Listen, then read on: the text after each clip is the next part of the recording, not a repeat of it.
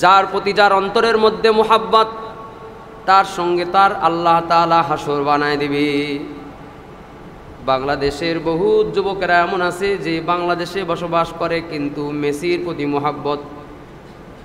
মেসির জীবনে কোনোদিন সরাসরি দেখাও নাই, টেলিভিশনের মধ্যে শুধু তার ফুটবল খেলা দেখছে, ওইটা দেখে দেখেই মেসির মতো চুল রাখে, মেসির নাম্বারের জার্সি পরে, মেসির মতো গেঞ্জি পরে, ঠিক কিনা? যে যাকে ভালোবাসে সে তার মতো চুলের কাটিং করে, যে যাকে ভালোবাসে সে তার মতো করে পোশাক আশাক পরে, যে যাকে ভালোবাসে সে তার মতো স্টাইল দিয়ে কথা বলার চেষ্টা করে, যে যাকে ভালোবাসে তার চেহারাটার কাটিংটাও তার মতো হলে কেমন হয় সেই চেষ্টা করার তালে ব্যস্ত থাকে। এজন্য আল্লাহর নবীও বলেছেন, যার সঙ্গে যার মহাব্বত তার সঙ্গে তার কিয়ামত। 2024 সালে বাংলাদেশের এই মুসলমানদের অন্তরের মধ্যেও যদি মদিনার পয়গম্বরের মহাব্বত সিনার মধ্যে থাকে, তাহলে সুসংবাদ শুনে রাখো, তোমার হাসরটাও কিন্তু মদিনাওয়ালা পয়গম্বরের সঙ্গেই আল্লাহ করে দিবে। সুবহানাল্লাহ। যার মহাব্বত নবীর সঙ্গে হবে, কিয়ামতের ময়দানে উঠিয়াই দেখবে, কিয়ামতের ময়দানে যে জায়গায় সে উঠবে, উঠিয়াই দেখবে, হাই হাই যে জায়গায় আমি উঠছি এখানে তো আবু বকর দাঁড়ানো। সুবহানাল্লাহ। যে জায়গায় আমি উঠছি এখানে তো ওমর দাঁড়ানো, যে জায়গায় আমি উঠছি সরওয়ারে কায়নাত নবী দাঁড়ানো। কারণ তুমি নবীর প্রতি মুহাব্বত রাখছিলে, কোনো ভিসা লাগবে না, কোনো পাসপোর্ট লাগবে না, রব্বে কাবা তোমার সেই নবীর সঙ্গে মুহাব্বতের বিনিময়ে নবীর সঙ্গে তোমার হাসর বানায় দিবি। আর যার অন্তরের মধ্যে অন্য কোনো সাধারণ মডেলের মহাব্বত, সাধারণ কোনো মানুষের মহাব্বত, সে দেখবে আমি মুসলমান ছিলাম কিন্তু আমার হাসর হলো ইহুদির সঙ্গী, আমি মুসলমান ছিলাম কিন্তু আমার হাসর হলো নায়কের সঙ্গে, নায়িকার সঙ্গে, ফুটবলারের সঙ্গে, ক্রিকেটারের সঙ্গে। এজন্য মহাব্বতটা আমাদের হতে হবে আল্লাহর সঙ্গে আর আল্লাহর রসুলের সঙ্গে। যার মহাব্বতটা আল্লাহ এবং আল্লাহর রসুলের সঙ্গে হয়ে যাবে, তার লা খাউফুন আলাইহিম ওয়ালা হুম ইয়াহজানুন। যার মহাব্বত আল্লাহর সঙ্গে হবে, যার মহাব্বত নবীর সঙ্গে হবে, তার কোনো ভয় নাই, তার কোনো টেনশন নাই। সুবহানাল্লাহ। তার কিসের ভয়? কারণ তার এমন সুপ্রিম পাওয়ারের সঙ্গে সম্পর্ক। হুয়াল আউয়াল ওয়াল আখির ওয়াল যাহির ওয়াল বাতিন। প্রথম যার, শেষ যার, মাঝখান যার, আগা যার, গোড়া যার, টোটাল পৃথিবী যার, তার কথা আমি বলবো। তার নাম হলো একজন বাদশা, তার নাম হলো তুব্বা। আল্লাহ তাআলা সূরাত কাফ 14 নম্বর আয়াতের মধ্যে বলেন, ও আসহাবুল আইকাতি ওয়া কওমু তুব্বা কুল্লুন কাযযাবার রুসুলা ফাহাক্কা ওয়াঈদ। কওমে তুব্বা একটা জাতির নাম। বাংলাদেশে যারা রাষ্ট্র ক্ষমতায় থাকে তার নাম যেমন প্রধানমন্ত্রী হয়, এর আগে বাংলাদেশে যারা রাষ্ট্র ক্ষমতায় থাকতো তার নাম ছিল প্রেসিডেন্ট, ঠিক কিনা? রাষ্ট্রের প্রধান ক্ষমতার মালিক যে, তার নাম এখন যেমন, এখন তো প্রধান উপদেষ্টা, কিন্তু সংবিধান অনুযায়ী নির্বাচিত সরকার আসলে যিনি সর্বক্ষমতার মালিক, সুপ্রিম পাওয়ারের মালিক হয়, তিনি হলেন প্রধানমন্ত্রী। এর আগে ছিল প্রেসিডেন্ট। এই যে বাংলাদেশের যিনি প্রধান ক্ষমতার মালিক হয় তার নাম যে প্রধানমন্ত্রী হয়, ওরকম মূসা নবীর জামানায় যে ফেরাউনের নাম ছিল, ওইরকমভাবে ফেরাউন কোনো ব্যক্তির নাম নয়, বরং ওই মিশরি যারাই শাসক হইতো তাদের নামটাই ছিল ফেরাউন। বুঝাইতে পারছি? ফেরাউন কোনো ব্যক্তির নাম নয়, ওর পদের নাম। পদের নাম যেমন প্রধানমন্ত্রী, পদের নাম যেমন রাষ্ট্রপতি, প্রেসিডেন্ট, ওরকম একটা পদের নাম হলো ফেরাউন। ফেরাউন একজন না, মিশরের ওই সময়কার যতগুলো শাসক আসছিল সবার নামই ফেরাউন, সবার উপাধি নাম হলো, উপনাম উপাধি ছিল ফেরাউন। কিন্তু ভাইরাল যে ফেরাউন, জালেম যে ফেরাউন, মূসা নবীর সঙ্গে টক্কর দিয়েছিল যে ফেরাউন, আমরা ফেরাউন বলতে ওই ফেরাউনকেই সাধারণত বুঝে থাকি। কোরআন শরীফের ভিতরে যত জায়গায় ফেরাউনের নাম আছে, এই কাফের ফেরাউনের ইঙ্গিতেই ফেরাউন শব্দটা আছে, কিন্তু আসলে ফেরাউন শুধু উনি একা নয়, আরো ফেরাউন ছিল। ওইরকমভাবে বিশ্বের বিভিন্ন জায়গায় রাষ্ট্রপ্রধানদের বিভিন্ন নাম আছে। ওই রকম ইয়েমেন যে দেশটা, ইয়েমেন দেশের যিনি রাষ্ট্রপ্রধান হতেন তাদের উপাধি ছিল তুব্বা, আরবিতে হলো তা বা বা আইন তুব্বা, আর বাংলায় যদি বলি তয় রসু বয় বয় আকার তুব্বা। কি নাম? তুব্বা। এটা কোরআন শরীফে আছে। এই আসহাবে তুব্বা অর্থাৎ তুব্বা এলাকাবাসী, কওমে তুব্বা, যে দেশের মানুষটা তুব্বা রাজত্বের ভিতরে ছিল, এরা সবাই কাফের ছিল, মুশরিক ছিল। যুগে যুগে আল্লাহ তাআলা তাদের কাছে যত নবী রসুল পাঠাইছেন, এরা কওমে আদের মতো।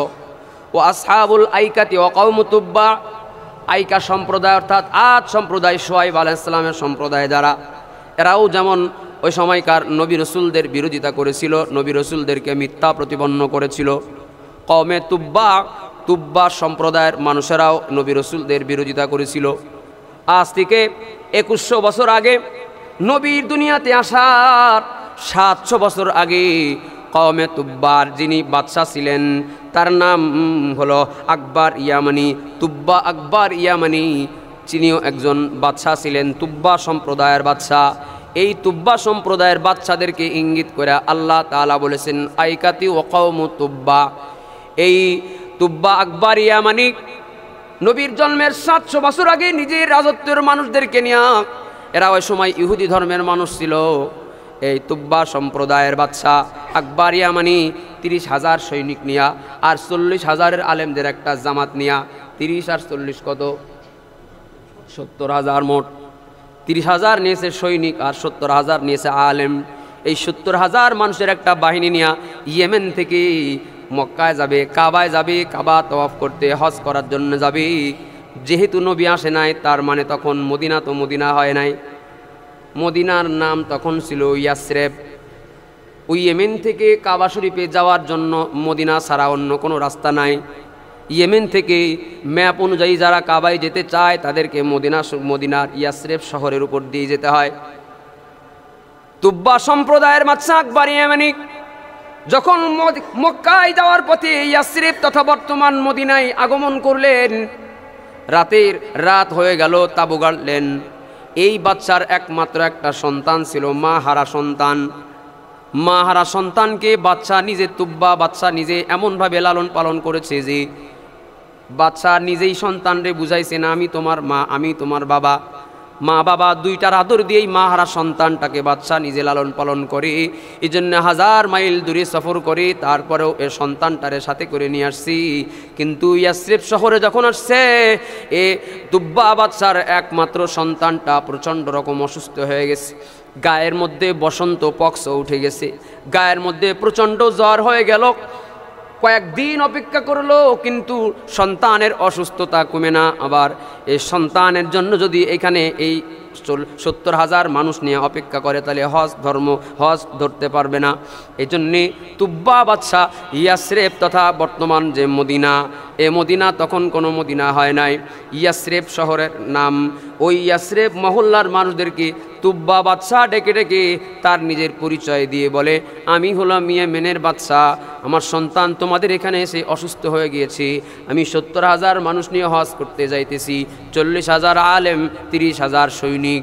এখন এর সন্তানটারে নিয়ে সফর করাও সম্ভব না, ওর জন্য অপেক্ষা করাও সম্ভব না।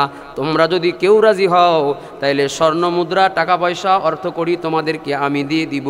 তোমরা আমার সন্তানটারে তোমার বাড়িতে মেহমান বানায় রাখবা, যত ট্রিটমেন্ট আছে ট্রিটমেন্ট করবা। আমি হজ করে ফিরে যাওয়ার পথে আমি আমার সন্তানটারে তোমাদের পারিশ্রমিক বুঝাইয়া দিয়া আমি আমার সন্তানটারে আমি আবার বাড়ি নিয়ে চলে যাব। তুব্বা বাদশা মদিনার একজনের কাছে দিয়ে গেলেন সন্তানটাকে, টাকা পয়সা দিয়ে গেলেন যে আমি হজ করে আবার আসতেছি, আসার পরে আবার আমার সন্তানটারে আমার সাথে দিয়ে দিও, পারিশ্রমিক যা আছে তার থেকে বেশি পাবা। এরাও মনে করতেছে যে রাজার সন্তান বলে কথা, শুধু পারিশ্রমিক না, কত বড় হুকুম পাবো, জীবন চলে যাবে, 14 পুরুষ চলে যাবে। এই জন্যে রাজার ছেলে অসুস্থ অবস্থায় তাদের মেহমান খুব ভালো মতো ট্রিটমেন্ট করছে। কিন্তু আল্লাহ তাআলা হায়াত রাখেন নাই। তুব্বা বাদশার সন্তান মদিনায় যার বাড়ি ছিল, এ বাদশার সন্তান দুনিয়ার থেকে বিদায় নিয়েছে। মোবাইল টেলিফোনের যুক্ত না যে ফোন করে বলে দিবে বাদশা আপনার ছেলে মারা গেছে। তুব্বা বাদশা যখন হজ সম্পাদন করে বাড়ি ফিরে যাওয়ার পরে আবার ইয়াসরিব শহরে আসছে। ইয়াসরিব শহরে এসে আগেই সন্তান যেই বাড়িতে রাখা ছিল, ওই বাড়ির মধ্যে যায় সন্তানকে খোঁজখবর নেওয়ার জন্য যাওয়ার পরে লোকটা বলে বাদশা নামদার, খুব চেষ্টা করেছি, আমরা সর্বোচ্চ ট্রিটমেন্ট করার চেষ্টা করেছি, কিন্তু আপনার সন্তান এই পক্সো আর এই জ্বরের কারণে আপনার সন্তান দুনিয়ার থেকে বিদায় নিয়ে চলে গেছি। আমাদের ট্রিটমেন্টের কোনো ত্রুটি নাই, আমাদের ভক্তি ভালোবাসার কোনো ত্রুটি ছিল না। বাচ্চা ক্ষমা করবেন, আপনার জন্য আপনার সন্তানের লাশটাও আমরা রেখে দিতে পারি নাই, কারণ এখন তো ফ্রিজিংয়ের যুগ নাই যে আপনার সন্তানের লাশটাকে আমরা হিমা ঘরে রেখে দিব, লাশবাহী ফ্রিজিং গাড়িতে রেখে দিব, এমন কোনো পদ্ধতি তো তখন ছিল না। এজন্যে লাশ পচে গেলে দুর্গন্ধ বের হবে, এজন্যে এই যে মদিনার ইয়াসরেববাসী বলে বাদশা আপনার সন্তানটারে আমরা দাফন করে দিছি। বাদশা কবর জিয়ারত করলেন, তাদের কথাটা মেনে নিলেন, যদিও কলিজার টুকরা সন্তান হায়াত নাই তাই আল্লাহ নিয়ে গেছি। এই জন্যে চোখের পানি ছেড়ে দোয়া করে রাত্রি তাবুর মধ্যে যাপন করতেছি যে পরের দিন সকালে ওখান থেকে আবার ইয়েমেনের উদ্দেশ্যে চলে যাবে। রাতের আধারে আবার তার দলের কিছু ইহুদি 2 নম্বর মন মানসিকতা লালন করে। এরা আবার তুব্বা বাচ্চার কাছে এসে বলে, ও বাচ্চা, আমরা শুনছি আপনার সন্তান এমনি এমনি মারা যায় নাই, ক্লিকবাজি করতেছি, আমরা শুনছি আপনার সন্তান এমনি এমনি মারা যায় নাই, বরং এরা আপনার সন্তানকে হিংসা করে মেরে ফেলছে।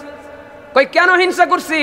বলে এরা বলে এই সন্তান হলো তুব্বা বাদশার সন্তান, ওই বাচ্চা মারা গেলে এ হবে ইয়েমেনের বাচ্চা, পরবর্তী বাচ্চা হবু বাচ্চা, সুতরাং এই বাচ্চার সন্তানটি হিংসা করে মেরে ফেলছে। এরা সাধারণ মানুষ, এই বাচ্চা হবে এই হিংসা করেই এ মদিনার মানুষেরা এরা মেরে ফেলছি। নিজের দলের কিছু ইহুদিরাই কূটনীতি কইরা বাচ্চার মেজাজ গরম করে দিল। পরিস্থিতি কিন্তু ঠান্ডাই হয়ে গিয়েছিল, মৃত্যুটাকে স্বাভাবিক মনে করে উনি চলেই যাচ্ছিলেন, আবার উত্তপ্ত হয়ে গেল। একমাত্র কলিজার টুকরা সন্তানকে হত্যা করেছে, অথচ এরা আমার সঙ্গে বলল যে না আমার সন্তান অসুস্থ ছিল। বাদশাহ বললেন, সৈনিক যেহেতু 30,000 সাথে আসি, বাদশাহ বললেন কালকে মদিনাবাসীর সঙ্গে আমার যুদ্ধ ঘোষণা করলাম। শান্তিপূর্ণ একটা পরিবেশটাকে বিচ্ছিন্ন করে দিল কিছু তৃতীয় পক্ষ। আমাদের পৃথিবীতে আমাদের দেশের উল্লেখ করার দরকার নাই, আমাদের মানুষের সাংসারিক জীবনেও যখন বউ শাশুড়ি শান্তিপূর্ণভাবে সংসার করে, ছেলে আর বাপে শান্তিপূর্ণভাবে সংসার করে, পরিবারের মানুষেরা শান্তিপূর্ণভাবে সংসার করে, এ বাড়িতে কোনো অসুবিধা নাই, টুকটাক অসুবিধা স্বাভাবিক মনে করে মেনে চলে। পাড়ার কিছু কুটনি মহিলারা এই বাড়ির বউয়ের কাছে শাশুড়ির নামে, শাশুড়ির কাছে বউয়ের নামে বলে কুটনামকের সংসারে এরকম যুদ্ধ বাধায় দেয়, ঠিক কিনা?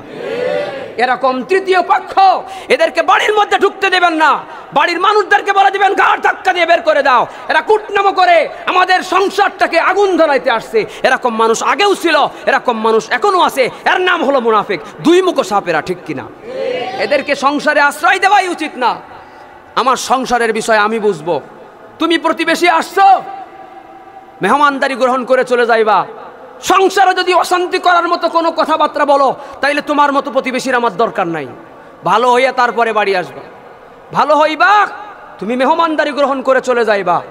আর একজনের সংসারে নাক গলাইয়া তার সংসারের শান্তি বিনষ্ট করবা, এরকম লোকদেরকে যারা আশ্রয় দিবেন, এ সংসারে শান্তি হবে না। তুব্বা বাদশাহ যখন পরের দিন যুদ্ধ শুরু করে দিল, মদিনার মানুষেরা তুব্বা বাদশার কাছে অনুনয় বিনয় করে বলল, বাদশা নামদার, আমরা মেহমান পরায়ণ মানুষ, আমরা আপনার সঙ্গে যুদ্ধ করতে চাই না, আপনি আমাদের কথা বিশ্বাস করেন, তথ্য নেন, আমরা আপনার সন্তানের টেক কেয়ার করতে, ট্রিটমেন্ট করতে, ইয়াদত করতে কোনো ত্রুটি করি না। আপনার সন্তানটা আসলেই অসুস্থতাজনিত কারণে ইন্তেকাল করেছে। যেহেতু নিজের পক্ষের কিছু মানুষেরা তার কান ভারী করে দিয়েছে, বাদশা ওদের কথা, মদিনাবাসীর কথা বিশ্বাস করে নাই। বাদশা তুব্বা যুদ্ধ শুরু করে দিল। সকাল থেকে সন্ধ্যা পর্যন্ত যুদ্ধ হয়। সারাদিন যেই তুব্বা সম্প্রদায় 30,000 সৈনিক নিয়ে ইয়াসরেব তথা মদিনার মানুষের সঙ্গে যুদ্ধ করে, যখন রাত হয়ে যায় তখন আর এক চিত্র শুরু হয়ে যায়। সারাদিন মারামারি করে, সারাদিন গোলাগুলি করে, সারাদিন যুদ্ধ করে যেই মদিনার মানুষের সঙ্গে তুব্বা সম্প্রদায়ের সৈনিকেরা।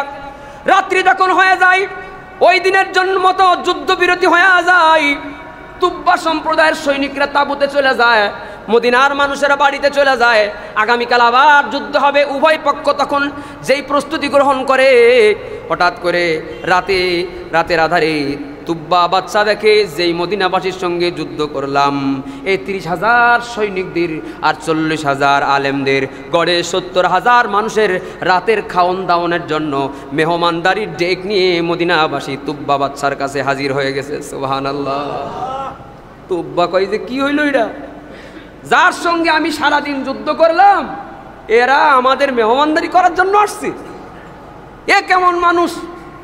যার সঙ্গে যুদ্ধ করলাম ওরা তো সুযোগ পাইলে আমাদের খাবার দাবারের পথই বন্ধ করে দিবে, বাজার ঘাটের সঙ্গে কানেকশন বন্ধ করে দিবে, আমাদের পানি বন্ধ করে দিবে, আমাদের খাবার দাবার বন্ধ করে দিবে, যেন আমরা না খেয়ে মারা যাই। যার সঙ্গে সারাদিন যুদ্ধ করলাম, যে সম্প্রদায়ের মানুষদেরকে মারলাম, হত্যা করলাম, এরা রাতে আমাদের এই 70,000 মানুষের জন্য মেহমানদারির ডেক নিয়ে হাজির। সুবহানাল্লাহ। যদিও ঘটনাটা ভালো লাগছে, কিন্তু আবার যখন রাগ মনে পড়ে যায় বলে না যুদ্ধ বন্ধ করা যাবে না। আবার যুদ্ধ শুরু হয়ে গেল। পরের দিন রাতের আধারে আবার মদিনার মানুষেরা আবার যখন তাদের জন্য মেহমানদারি নিয়ে এসছে, একদিন, 2 দিন, 3 দিন, কয়েকদিন যুদ্ধ চলার পরে যার নুন খায় তার গুণ গাওয়া লাগে, যারটা খায় তার প্রতি দুর্বলতা শুরু হয়ে যায়। মদিনার মানুষদের প্রতি তুব্বা বাদশার অন্তরের মধ্যে দুর্বলতা তৈরি হয়ে গেল। তুব্বা বাদশা এবার নিজের সাথে যে 40,000 আলেম শুরা সদস্য রেখে দিয়েছে, আলেমদেরকে বাদশারা নিয়ে ঘুরতো এজন্যই, পরামর্শ নেওয়ার জন্যে। আলেমদের পরামর্শ নিয়ে আগের জামানার বাদশারা দেশ পরিচালনা করত। আলেম দেখছেন না, সৈনিক নিয়েছে 30,000, আলেম নিয়েছে 40,000। সৈনিকের থেকে আলেম রাখছে বেশি, যেন আমি সিদ্ধান্ত নিতে ভুল না করি। আমাদের বাংলাদেশে বর্তমানে সংস্কারের কাজকাম চলতেছে, এক একটা ডিপার্টমেন্টের সংস্কারের কাজকাম চলতেছে। আমাদের আলেমরা আমাদের প্রধান উপদেষ্টার কাছে দাবি করেছে আমাদের দেশে যতগুলো ডিপার্টমেন্ট সংস্কারের জন্য কমিটি গঠন হচ্ছে, প্রত্যেক কমিটির মধ্যে একজন করে হলেও আলেম রাখবেন। প্রত্যেকটা তদন্ত সংস্কার কমিটির মধ্যে যদি একজন আলেম থাকে তাহলে সিদ্ধান্ত নিতে এ বাংলাদেশ আর কোনোদিন ভুল করবে না। কিন্তু নাস্তিকদেরকে দিয়া, কুদরতি খোদার সংবিধান দিয়া, ডক্টর কামালের সংবিধান মানে যারা এদেশের কালচার বুঝে না, যারা এদেশের জনগণের পালস বুঝে চলে না, যারা সারা জিন্দেগি বিদেশে কাটাইছে, এদেশের মুসলমানের পালস বুঝে না, এমন কিছু আইনজীবী বুদ্ধিজীবীদের নিয়ে যদি আবার সংস্কার আর তদন্ত কমিটি গঠন করে ছেড়ে দেওয়া হয়, আবার বাংলাদেশ ভুল করবে, আবার বাংলাদেশ পিছিয়ে যাবে। কপাল পোড়া জাতির কোনোদিন আর ভালো আইন চোখে দেখা লাগবে না, ঠিক কিনা? আলেমদের নেতৃত্বে যদি বাংলাদেশের সংস্কার কমিটি হয়, সংবিধান প্রণয়ন হবে নতুন করে, এই সংবিধান প্রণয়নকারীদের মধ্যেও যদি কয়েকজন মুফতি সাহেবকে রাখা হয়, তাহলে বাংলাদেশ নতুন করে আর কোনো ভুল করবে না। যে ভুল আমরা 50 বছর ধরে করে আসছি, এই ভুল বাংলাদেশে আর করবে না। অতীতের সমস্ত ধর্মের রাজা বাদশাগণ তাদের ধর্মের সৈনিকদের থেকে আলেম সাথে রাখতেন বেশি, যেন ভুল না করে তারা। সুবহানাল্লাহ।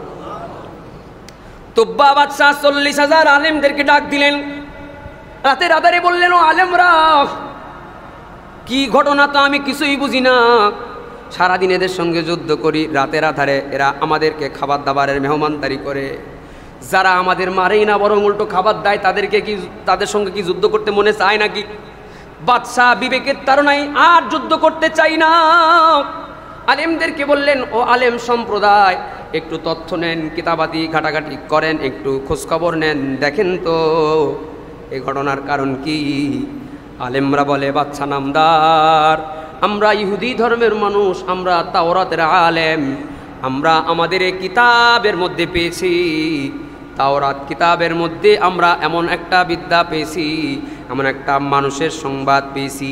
আপনি যে শহরের মধ্যে আছেন, যেই শহরের মধ্যে আছেন, এই শহরের মানুষেরা এমন একজন মানুষের সন্তান, এই শহরের মানুষদের একজন পূর্বপুরুষ ছিলেন, তার নাম ছিল ইব্রাহিম খলিলুল্লাহ, যাকে নিয়ে আল্লাহ তাআলা কোরআন শরীফের মধ্যে বলেন, মিল্লাত আবিকুম ইব্রাহিম হুয়া সাম্মাকুমুল মুসলিমিন।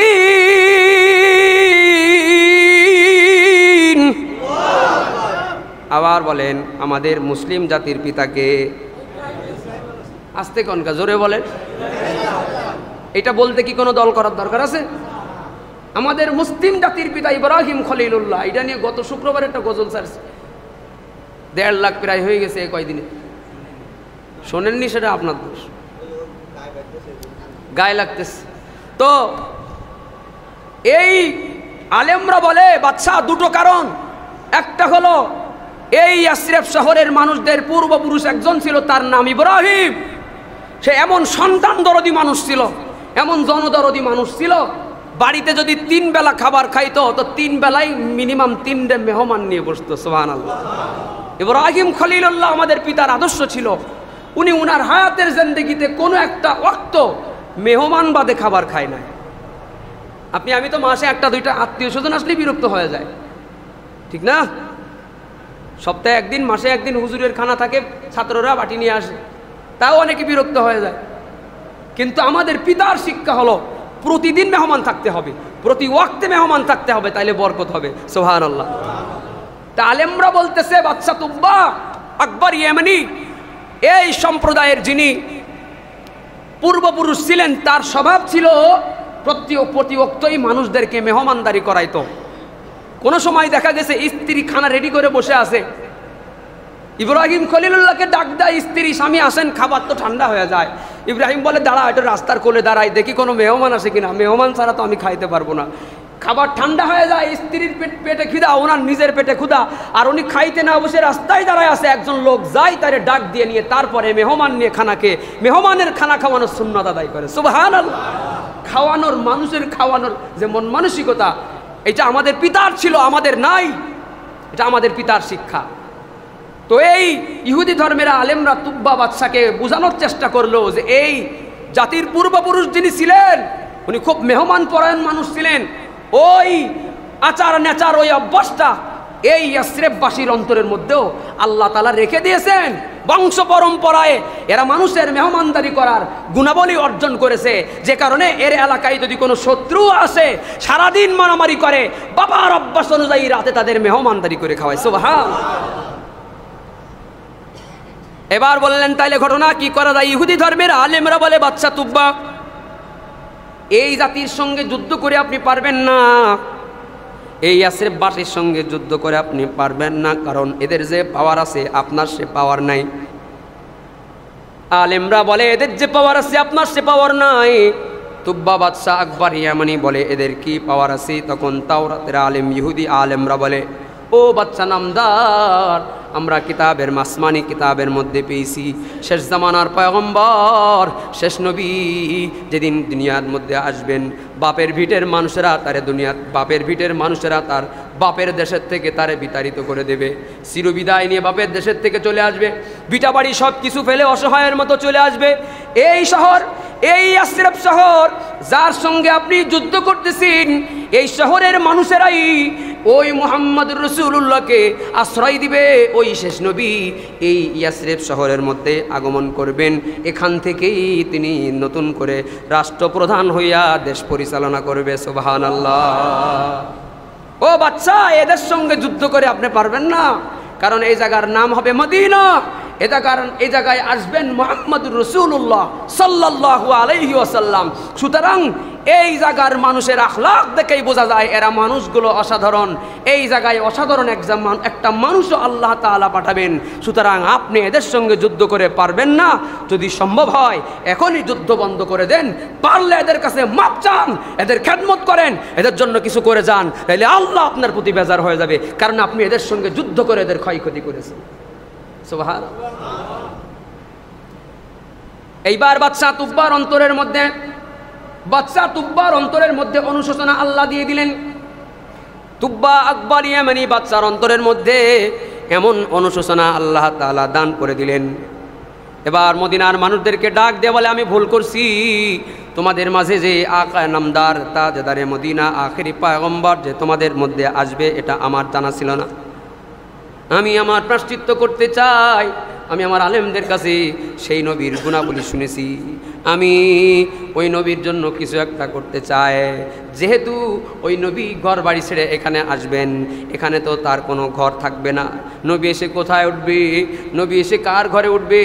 বাদশা তার সেনাবাহিনীদেরকে বলে দিলেন, 30,000 সেনাবাহিনীদেরকে বলে দিলেন, আগামীকাল থেকে যুদ্ধ বন্ধ, কিন্তু তোমাদের কাজ বন্ধ হয় না, হবে না। আগামীকাল এই নাও স্বর্ণ মুদ্রা, এই মদিনা শহরের মধ্যে সুন্দর একটা ভালো প্লেসে একটা জায়গা ক্রয় করবা। এই জায়গার মধ্যে আগামীকাল তোমরা এই সৈনিকরা একটা ডুপ্লেক্স বাড়ি তৈরি করবা। সুবহানাল্লাহ। আগের জামানায় তো ওই সময় দোতলা বাড়িও কল্পনা করা যায় না, আর তুব্বা বাদশাহ একটা দোতলা বাড়ি করাইলেন তার সেনাবাহিনী দিয়ে। দোতলা বাড়ি করাইয়া সেনা প্রধান যিনি ছিলেন, সেনা প্রধানকে বললেন একটা চিঠি লিখবো, একটা চিঠি লিখবো, গাছের ছাল নিয়ে আসো। গাছের ছালে চিঠি লিখতো, তো গাছের ছাল নিয়ে আসলো। সংরক্ষণ করার নির্দিষ্ট সিস্টেম ছিল, যে চিঠি 1000 বছর পর্যন্ত রাখা যাবে। সংরক্ষণ করে সিস্টেম করে চিঠি নিয়ে আসলো। চিঠির মধ্যে তুব্বা বাচ্চা কি জানি চিঠি লিখলো, সেনা প্রধানকে বলে দিল এই ঘরটা আমি মুহাম্মদুর রাসূলুল্লাহর জন্য বানাইলাম। সুবহানাল্লাহ বলেন।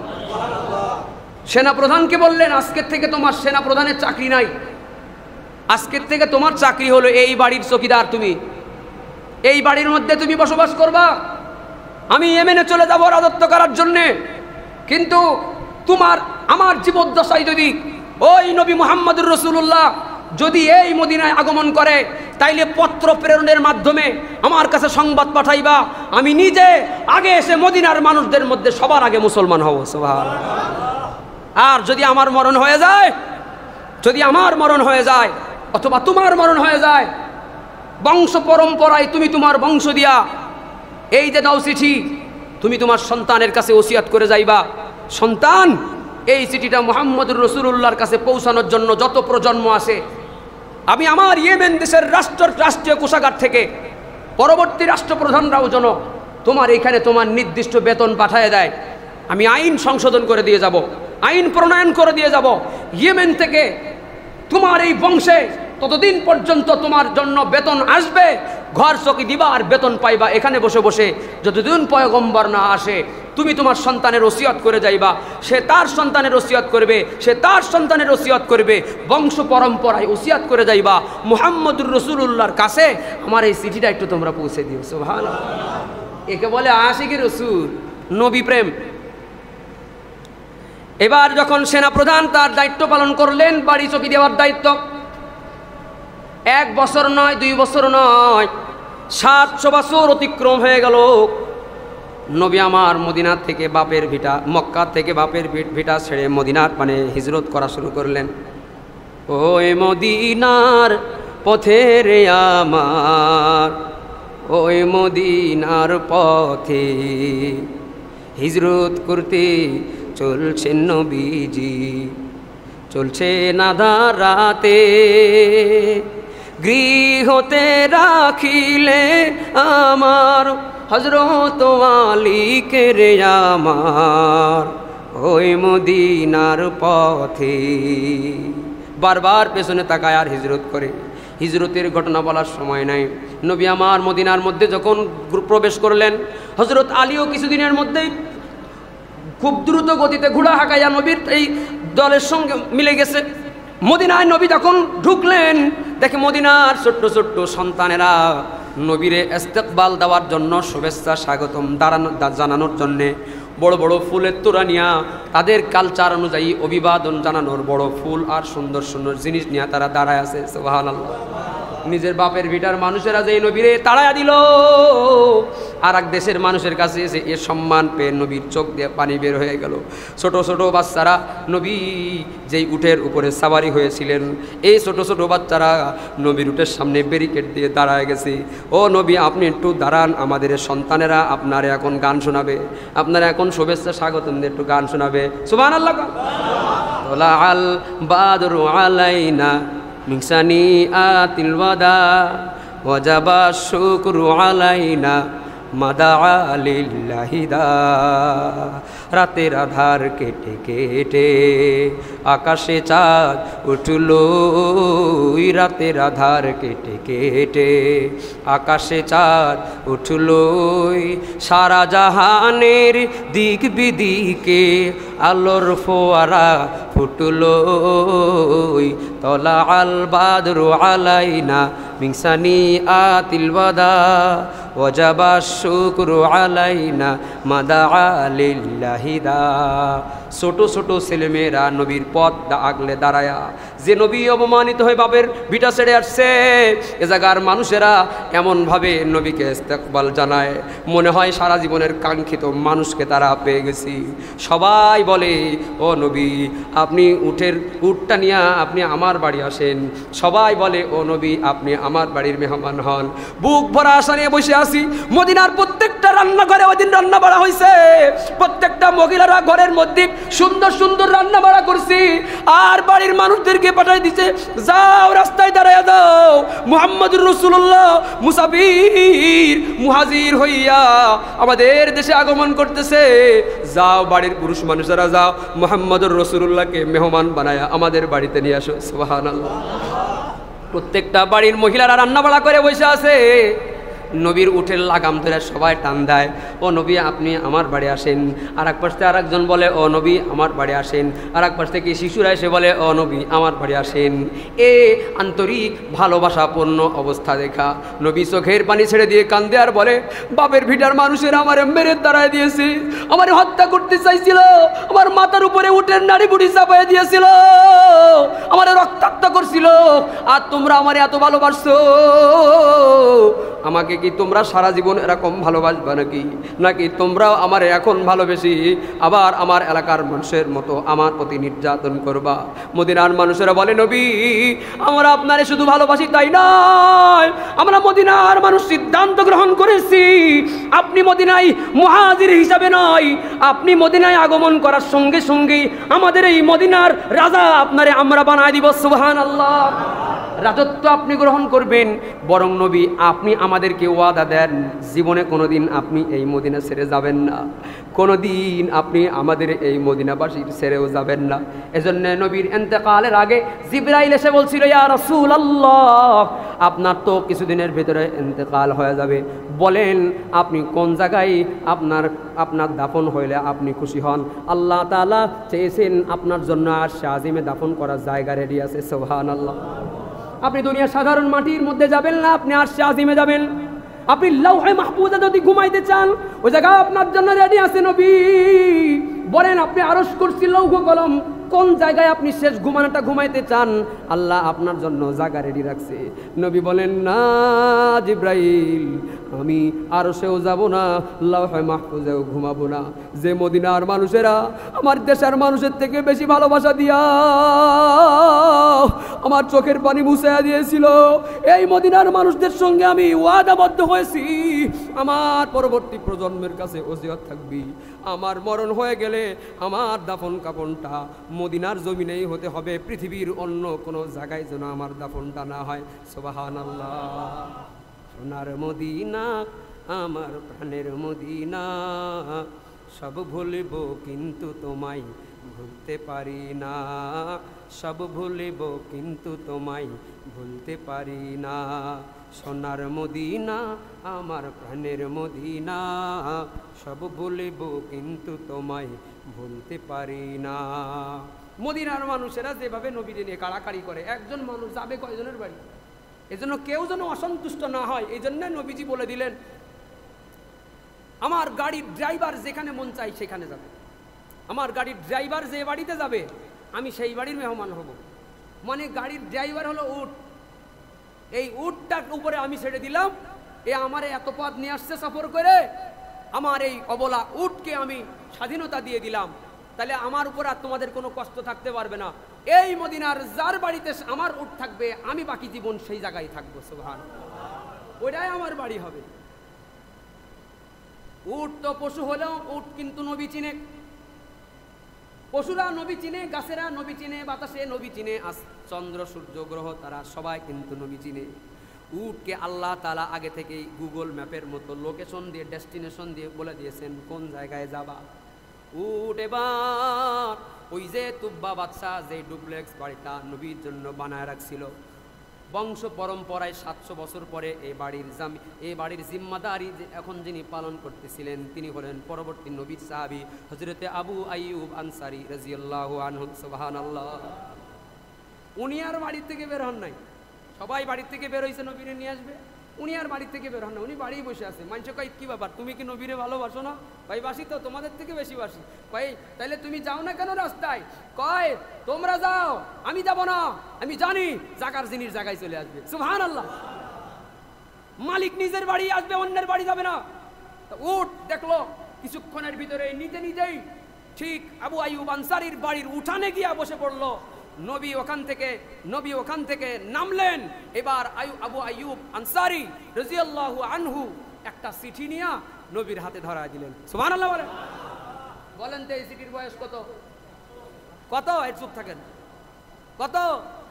700 বছরের পুরান চিঠি খুলে নবীর হাতে দিয়ে দিল। নবীজি চিঠি পড়তেছেন, তুব্বা বাদশা চিঠির মধ্যে লিখেছে, ও নবী 700 বছর আগের লেখা চিঠি। তারিখ দেখে নবী বুঝলেন আমার নাম তুব্বা আকবর ইয়েমেনি। আসছিলাম আপনার সম্প্রদায়ের কাছে ভুল করছি, ক্ষমা করে দিয়েন। যখন জানলাম আপনি এ জায়গায় আসবেন তখন আমার মনে হয়েছে আপনার উম্মত হয়ে মরতে পারলে আমার জন্য ভালো লাগতো। আমার জীবদ্দশায় হয়তো আপনার সঙ্গে দেখা হবে না। যে কালে আপনি এই চিঠিটা পাইবেন সেই কালে আমি যদি কবরেও থাকি, আপনি দুনিয়ায় থাকা অবস্থায় একটু আমারে মুসলমান বানাই নিন। সুবহানাল্লাহ। আমি তুব্বা বাদশা মুসলমান হতে চাই।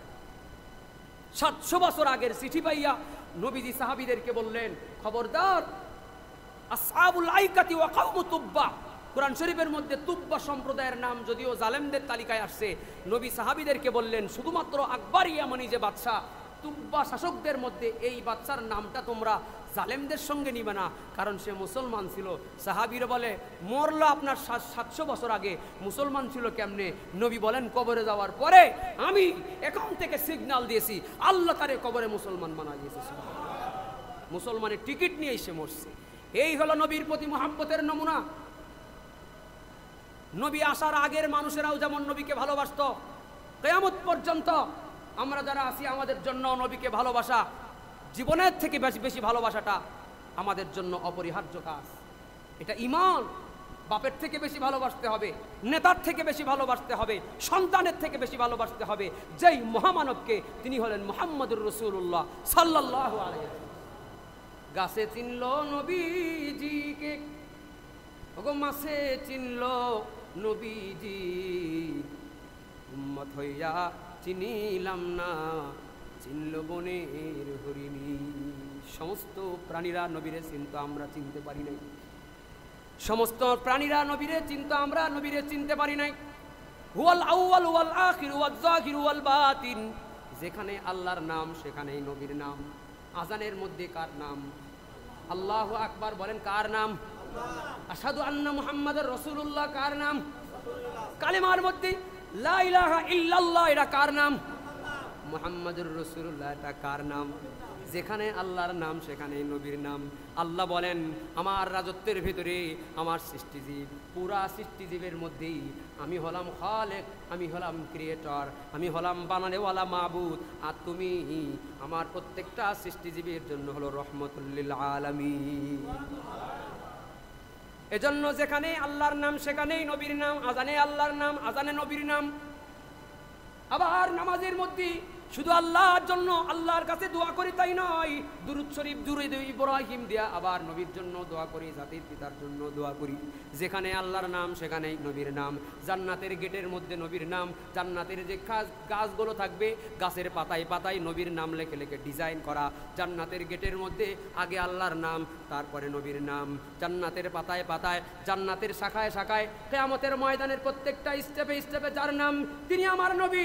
নবীর নাম সব জায়গায়, যেখানে আল্লাহ সেখানেই নবী। আল্লাহ তাআলা বুঝায় দিয়েছেন পাওয়ার যদি দিতে হয় নবীর পাওয়ার আছে। কিয়ামতের ময়দানে সব নবীদের জন্য একটা স্বর্ণের চেয়ার আল্লাহ তাআলা রেডি রাখবে। সুবহানাল্লাহ। সব নবীরা আসন পেয়ে খুশি, সবাই আসনে বসে গেছে, একটা আসন এখনো খালি, মেইন যিনি তার আসনটা খালি। ও নবী আপনি আপনার চেয়ারে তো বসলেন না, চেয়ারে বসার টাইম পাইতেছি কই?